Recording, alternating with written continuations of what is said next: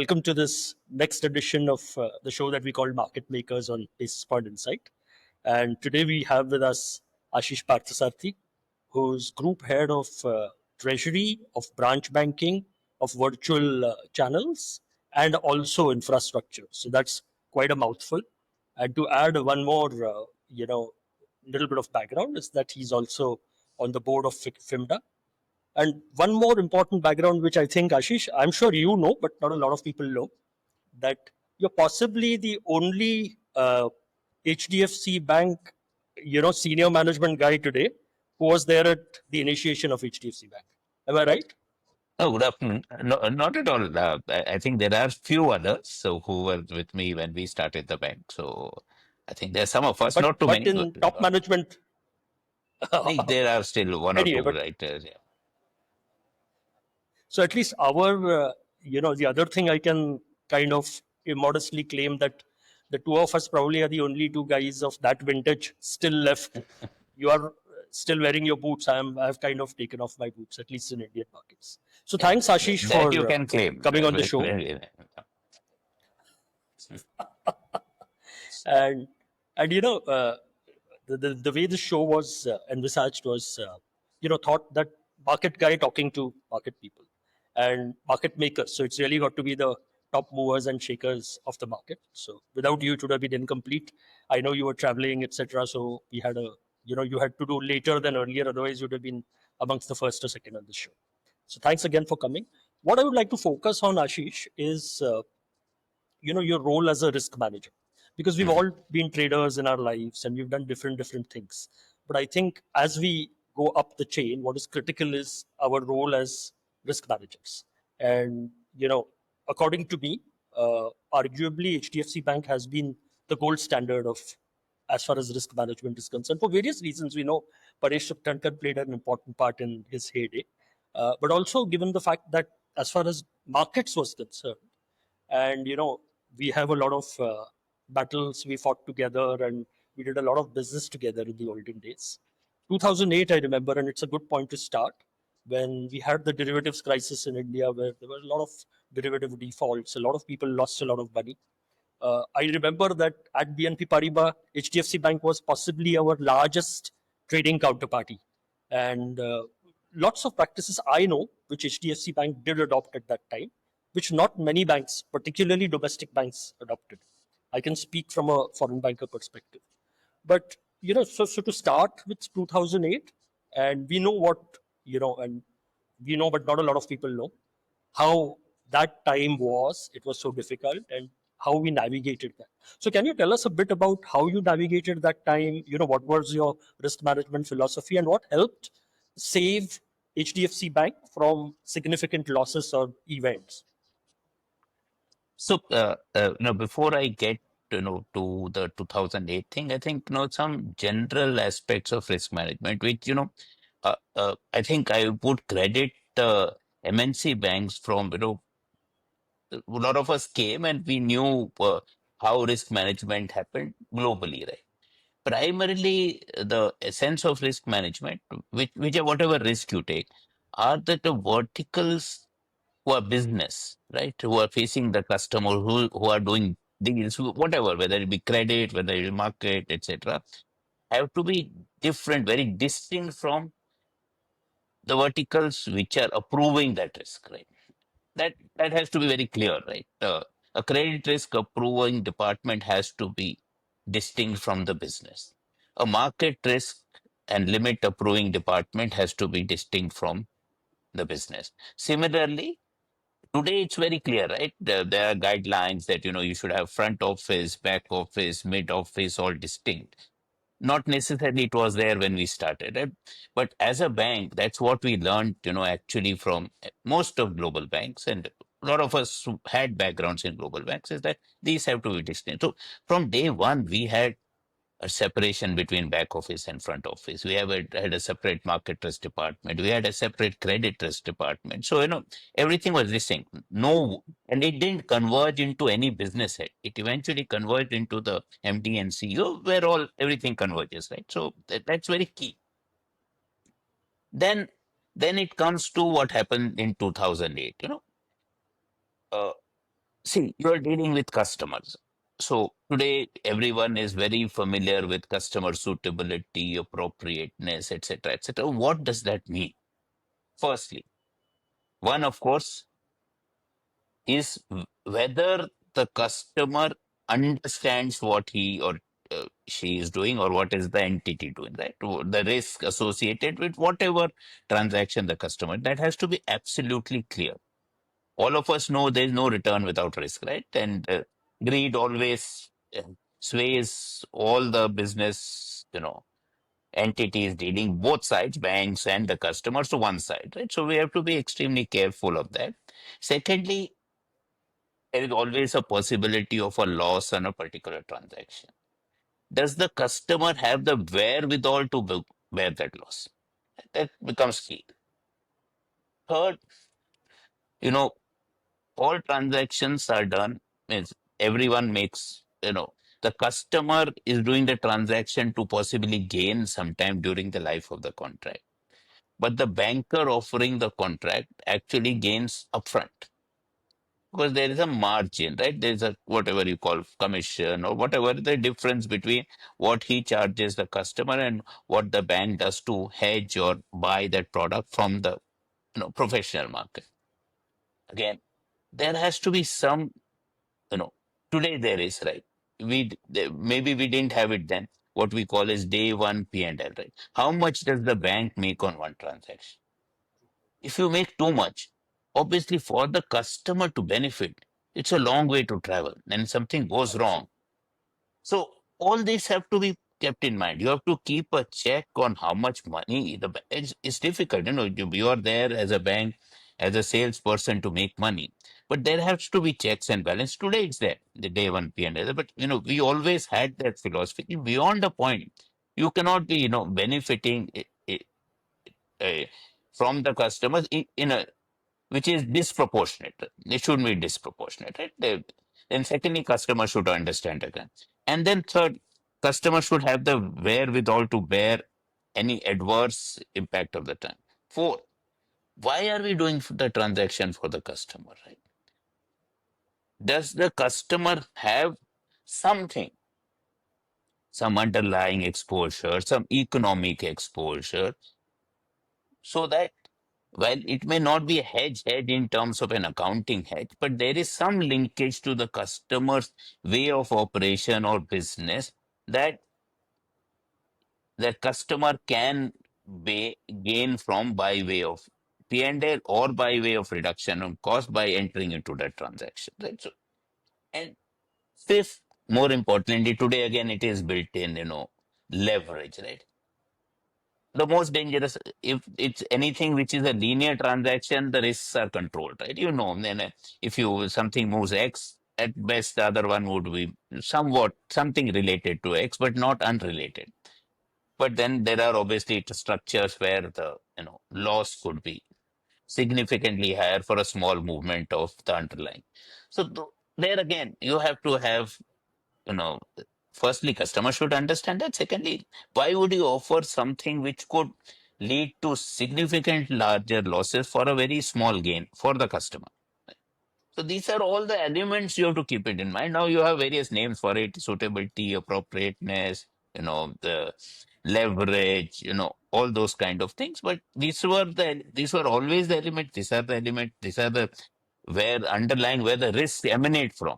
And you have to have a good handle on all of this before you do a transaction with the customer. That's what happened. See, the remaining portion is documentation, etc. Most banks and customers will enter into documentation, which is good. But when you go the legal way, just the documentation is not good enough, right? It's the intent, is the way you have dealt. Right. And so, in fact, during those times, while we as a bank, we did transactions with many customers. We were party to some amount of legal, disputes, etc., Of etc. course. Of course. But the numbers were very small, controlled, right? And obviously, there's always an issue between what the customer understood, etc., etc., when the deal was done, and post something going wrong, right? Suddenly. the Yeah. understanding becomes less than what it was before. But that's okay. That, that's always the case. But I think these are the elements, and all these elements helped us a lot during the entire period. Which brings me to one interesting point, which coming from your background, Citibank and the state of the art credit processes you have, is credit department, even for us, used to always say the obligor is critical. Whether his intention to pay, whether he will honor it, etc. Security guarantees, etc. are all secondary. If the obligor, the transaction doesn't stand or the exposure doesn't stand, we shouldn't take it, which is a good point. But which also brings me in relation to customers. See, HDFC Bank was an early adopter of CSAs, credit support annexes. I Yes. recollect that.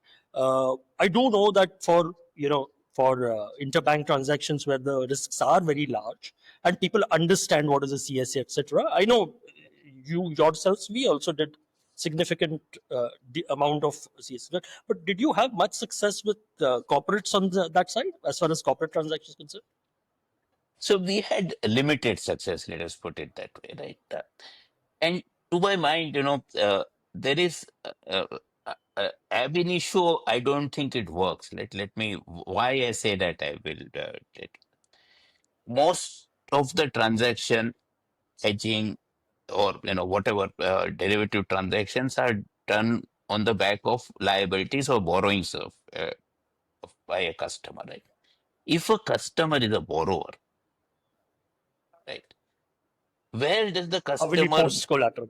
so while this is a good thing to have, I think my view, and this is a very personal view, that it only creates additional stress to the borrower, The right? customer. If it's a cash-rich customer looking to do transaction to enhance yield on cash surplus, is perfectly okay. CSAs work, etc., etc. But if it's a borrowing customer, where do customers get do anything to post collateral? And most of the collateral, as you know, was expected to be cash, right? Yeah. And in foreign currency and stuff like that. And in That was foreign also, yeah. currency. So I think, while it looks good on paper, documented, from a credit risk evaluation perspectives look good, it's same thing for break clauses. Everything is the same. If a customer has Yeah. a 10-year borrowing and has done some transaction to hedge or, convert the thing into a fixed rate liability, etc., etc. If you say there's a break clause after 2 years, how does it work? Obviously, the break clause will happen when the, underlying has gone the other way. But where does the customer have the ability or wherewithal to pay the difference on the day of break? And Right. so we have to, Right. I think while all this we do, maybe there will be some resources the customer will bring, etc. But most important fact is that initial choice of the customer and the transactions, and as you said, the ability and the willingness of the obligor to know uh, To honor pay the and honor their transaction is commitment. very key. After that, you can have all other things put together to help mitigate some amount of risk. But my thing is, if a borrower has to pay anyone, that entity will have to know, somewhere get more borrowings or something from where they can pay. Absolutely. So to steer the conversation to, internal derivatives exposures, internal hedges, and so on. And this is not so topical today, but was topical a couple of months ago and will remain topical, I think, within banks managements. We discussed it also offline earlier. Is what happened at IndusInd, for internal uh, hedges or internal transactions, etc.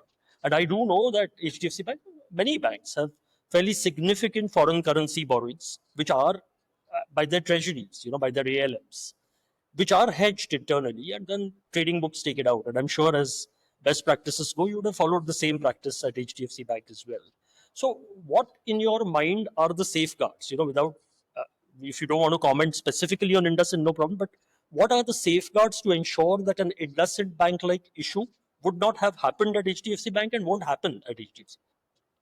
So actually, we have done the simplest thing, which may not necessarily be the natural operating practice everywhere.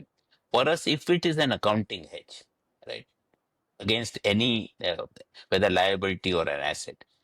The the external deal in the market is identified separately and tagged to the underlying. So there is no internal deals.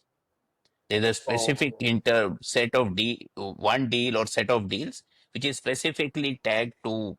So it's a separate book or whatever you call it. These are hedging accounting hedge deals. hedging These are book. with external parties, and this is what your underlying is there. So then this whole thing of that's the to my mind simple, not the simplest but the cleanest way to do it. Right? Then there can't be any confusion. And No, anything else it absolutely. cannot be an accounting hedge. Then it is, then however you want to account for it, eventually the external deal will be marked to market and the internal then doesn't matter, right? Because then however you show internally in the accounts, what is going is either it's a hedge deal or it is a normal, Very true. mark to market deal. So that's one way. But however, having said that, see, now, every bank, again, as I said, has verticals which with accountabilities, right? There's a front office which does transaction. There could be more than one front office which has internal deals, etc., etc. But there's a market risk department. There's a mid office which monitors all the deals, and there's an accounting department which figure out what is the right way of accounting. So, any policy or any process which is implemented in a bank would have each of these verticals having gone through it, evaluated all the implications of how the process is structured and what will be the result, how will it show if a transaction you actually can do a transaction from one end to another, how will it look, where will it lie, where will each internal deal lie, and what will be the outcome of accounting and what will it reflect in the bank's book. As long as you've done all that, then there can't be any, and each vertical does, or their job, whatever they're supposed to do, I don't think there should be an issue at all. So, and issues can come about if there have been some miss outs, some slip ups somewhere. So, otherwise I don't see it because these are simple things. These are not very Yeah, complicated. exactly. to, to just expand on your point, for the benefit of viewers, is like you said, one way is to make sure that everything which is external is valued. Effectively, it means that it will be revalued, Or whether you or hold it or, in a or hedging there is book or whatever. specifically So long, marked to as an accounting hedge, then those are not very valued, right? If I have an external deal but which is an accounting, that is the yeah, fair. So long as you want to hold it to maturity or whatever. yes, So yes, so yes. But that is when one way. accounting The hedges are other way supposed to is be till maturity, right? Otherwise, then absolutely, again, it's absolutely. The other way is, which we used to practice, let's say foreign banks. What I understand investment bank practice was that the hedging book or the ALM or accounting book, whatever you call it, would have a hedge transaction with the trading book, and the trading book in turn would do externally whatever it liked with it. So effectively, the trading book would still be mark to marking whatever was not done externally, and they would ultimately do whatever they wanted. I think this is where really the slip up possibly happened somewhere, or something. But having written accounting books at IndusInd when we started in 1994, we used to okay. actually write physical. Believe me, when we started, we didn't have a system, nothing, and we sat through the implementation. So it was really a bit of a shock to me to when whatever passed did passed, and that's the reason why I thought it might be a good topic to kind of dig through with you. But what you've explained, I think, is probably the safest and the simplest way of ensuring that but you can't guard against wrong intention, right? If someone wants to hide something or something has been done intentionally, then that's very, very difficult to guard against. No, so as I said, I don't know what happened anywhere, but it- and I'm not referring to Peterson Bank or otherwise, but there could be some miss outs or slip up in the process itself. They think, you put down a process, but somewhere somebody has missed that out. The second aspect also could be, you know, the interpretation of a hedge, which was possibly accepted by various internal accounts as well as auditors. was not acceptable to the next auditor who came. You could have difference in opinions, etc., etc., which could change the way you process anything. So there could be multiple reasons. I think Ashish, the challenge always is that the CFO's office or the accounts guys vertical, and I understand that is what is being claimed, do not understand the product, so to say. Hmm. So it ultimately ends up being the buck stops at the head of markets, which is what makes your job and whatever I used to do a little more onerous, particularly if Yeah. that's the situation. To drill down more specifically, so what is, let's say, your risk oversight over, let's say, the treasury risk, in terms of broadly, if you can tell us, not very, very specific, very, very deep, but very at the big picture. No, no. See, I think we have evolved as a bank now for 30 years. Now, I think at least in our market risk area, I think we have people who understand products very well. They may not understand how and why the market will move, but they definitely understand products, and if markets move this way or that way, what will be the outcome, and how will it impact And your not market risk just. head, by the way, your Yeah. market risk head is from BNP Paribas, he's an Yeah, old colleague I of know mine. that. Yeah, yeah. So So, that's good. so, He's a good guy. so now that's not an issue, right? Then, oversight for me remains to see how do you manage risk, both of the Of course. proprietary book as well as the customer risk. But the measurement, etc., now don't have to play that much of a role. Initially, yes, when we were setting up processes, policies, manuals, accounting, you had a role to play. Ki, no, no, this will impact this way. So all of us sit together and agree, because maybe the domain knowledge may not have been enough on the control function. But now it's no longer. So even if accounting people may not appreciate fully, or the domain intricacies, but that is the market risk does. So they the Absolutely. control functions now are quite well qualified and competent to manage these risks. No, that's a very good point, and I And agree. I that's think key. I in any think case, I think market risk uh, people, I think in terms of their domain knowledge and competencies, should are key. They have to and you have had and many places, and in fact I did a small stint in market risk in my earlier organization in Citibank. So a lot of people places have actually or maybe people with front office experience moving to market risk, which makes so they will City be used to always. have that philosophy. Yeah, Yeah, yeah, I remember. so that helps a lot.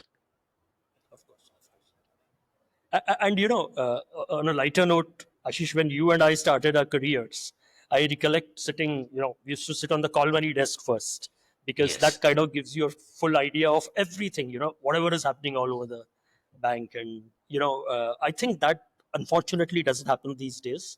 And that leaves a little bit the people at the top ultimately not that aware of everything that possibly can go wrong, etc. Anyways, now, so, the key part of the stuff is over now. Kind of 20 questions, a quick, you know, let's talk about two or three markets, and Yeah. let's our usual favorite, which is interest rate bucket. Mm. After the very sharp rate cuts, 100 pips, we've seen the rate curve, interest rate curve steepen a bit. What more? RBI can't do anymore. Inflation is already below 4 and 4 to 6, etc., etc. So as in your role, apart from treasury, of course, the branch banking, etc., you think it's a good time for borrowers to borrow, depositors to deposit, and what would you be telling your branch staff? Are you guys in the process of, you think it's a great time to build a loan book, or run it down, or what, based on interest rate view? See, I think two, three things. There are views, there are views. So borrowing comes, you know, from a need, right? Rather than rates. rates, you can take a choice between whether you want to do floating or fixed, etc. Rate should cannot, frankly, trigger the need to borrow. So it's a question of whether you actually need to borrow and for what purposes, etc., etc. You have the capability to repay. So I know that rates have come off quite a bit, and now RBI, from a stance perspective, has moved to a neutral stance, right? Saying the next rate could be high, could be lower. But the way I see it is, see, there is an inflation forecast, yes, but some of the readings are actually now coming below the forecast. Globally, because of the you know thing, the narrative around Tariffs. tariffs, etc., etc. So there is disruption to some extent in economic activity, right? And that disruption can only, if at all, impact growth negatively. It cannot impact it positively, because Very true.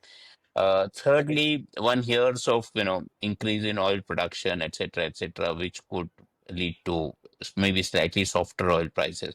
All put together, there is a reasonable probability that inflation may be lower than what has been forecast over the next 12-month period, and that possibly opens the space for more policy cuts, even though the stance is neutral. That's one point.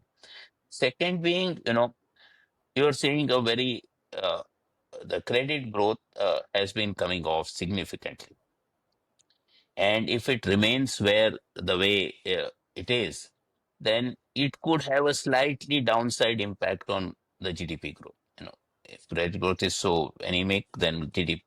So again, that points to possibly softer rates, right? So I think if you put all that together, I know the markets, especially the government bond yield curve, has steepened significantly post the policy, with the narrative that there are not too many more rate cuts, and and inflation, and that's where we are. And inflation, if at all, eventually will go up. Yes, in India, I think inflation would be in the range of 4 to 5%, is where most of the times it should be, and accordingly the policy rates will be fixed. But I still think my personal view is there is significant value in the long end of the curve. Demand supply dynamics for government bonds in India favor demand. You have consistently fiscal consolidation happening in the center. So so obviously the borrowings, though gross borrowings may be stable or going up slightly because the GDP is going up, but as a percentage of GDP, everything is coming down. There's fiscal consolidation. So the issuance in that case is limited and well controlled. In terms of demand, I think we are continuing to see significant increases in re- corpuses of retirement funds, right? Because of demographics, right? While there is Yeah. unemployment, Right. employment also keeps on growing, formal employment. So obviously there is Very more true. contribution to retirement funds. Insurance is under penetrated, so you are seeing slow but steady increase in insurance corpuses. And and the policies sold, etc., etc.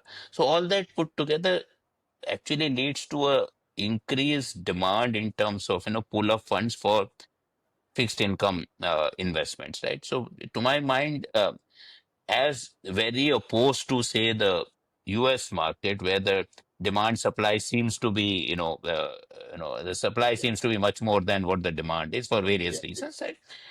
In India, I think the demand supply dynamics favor demand, and to my mind, I think there is reasonable value in you know the slightly longer end of the curve.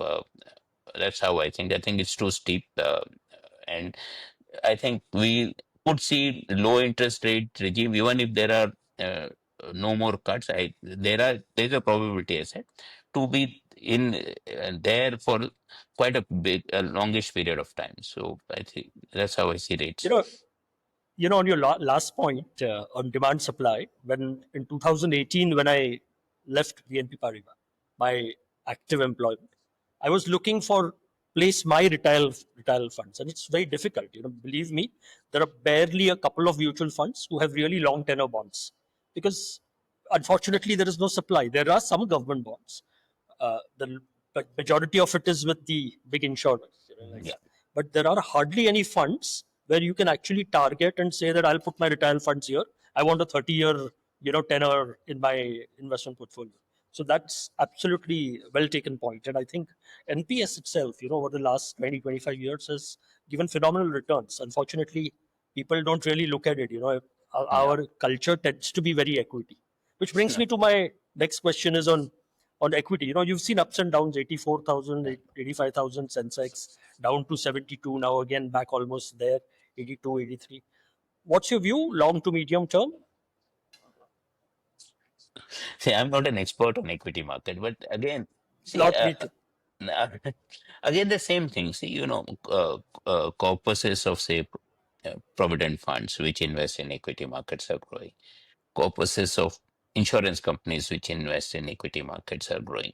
So that's why we have seen, even if there has been a significant selling by FPIs, all that has been absorbed by domestic institutional investors because there is in the institutional corpus is growing.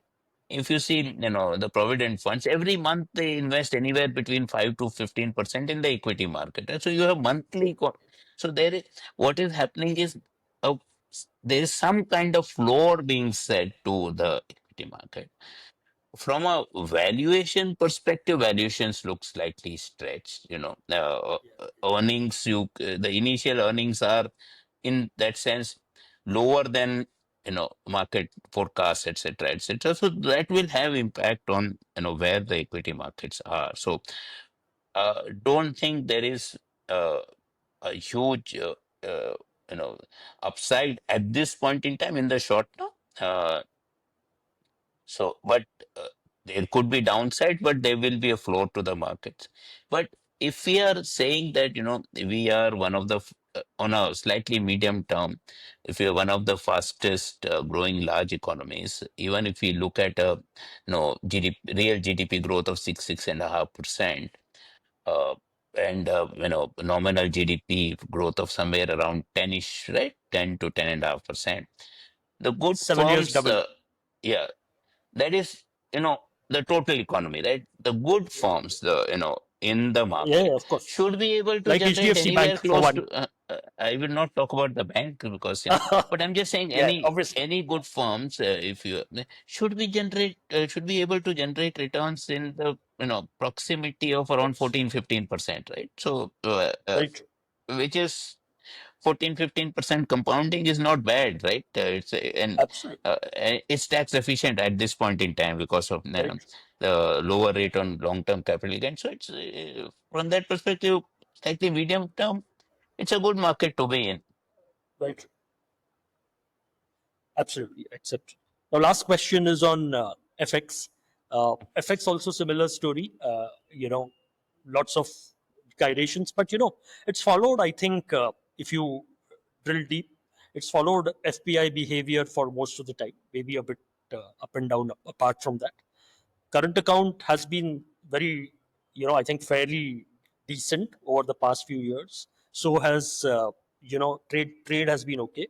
I think one factor you might have more visibility than me has been the net FDI, right? Mhm. Because of some exits, etc. So net FDI has been a bit worrisome. So Yes. apart from that, you see any view on FX and any other factors to look out for?